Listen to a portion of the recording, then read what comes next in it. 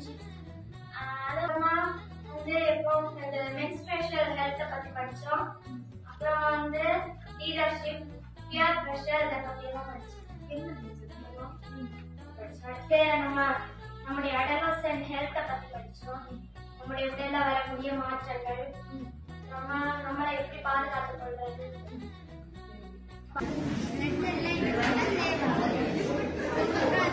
வேற சப்ஜெக்ட்ஸ் படிக்காம உங்ககிட்ட வந்து படிச்சாங்க.